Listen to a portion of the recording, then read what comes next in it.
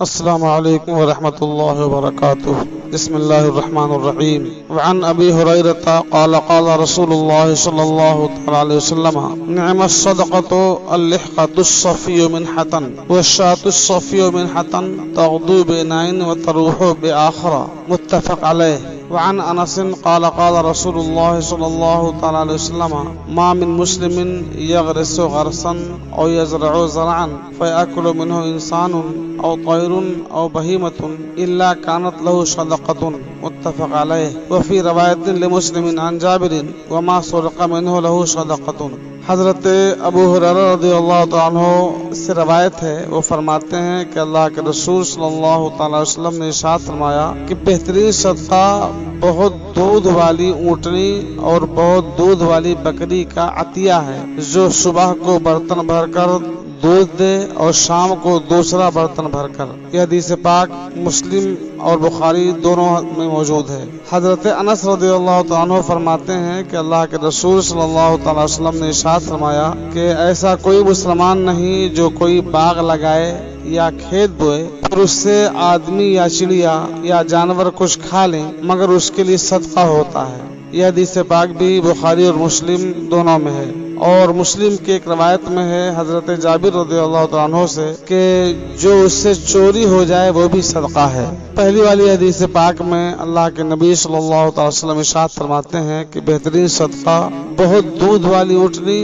اور بہت دودھ والی بکری کا عطیہ ہے۔ اصل میں عرب میں دستور تھا کہ جانوروں والے اپنا دودھ کا جانور عاریتاً بطور منگنی چند روز کے لیے کسی عزیز مسکین کو دے دیتے تھے۔ اس زمانے میں جانور کا خرچہ اس فقیر کے ذمہ ہوتا اور دودھ بھی وہی پیتا تھا۔ مدت گزر جانے پر جانور واپس کر دیا جاتا تھا، اسی کو منحہ کہتے تھے۔ یہاں اسی کا ذکر ہو رہا ہے۔ اللہ کے نبی صلی اللہ علیہ وسلم نے ارشاد فرمایا کہ اس جانور کا ہر وقت کا دودھ بھی مالک کے لیے صدقہ ہوگا۔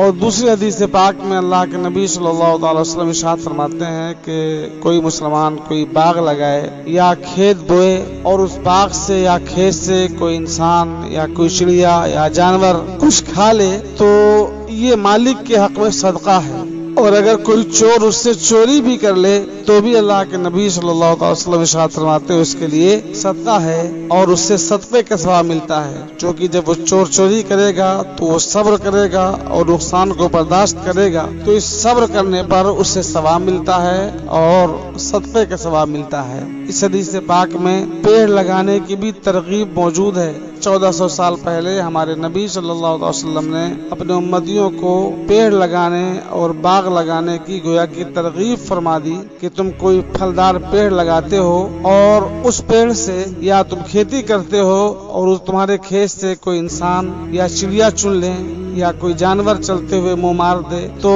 اس سے صدقے کا ثواب ملتا ہے۔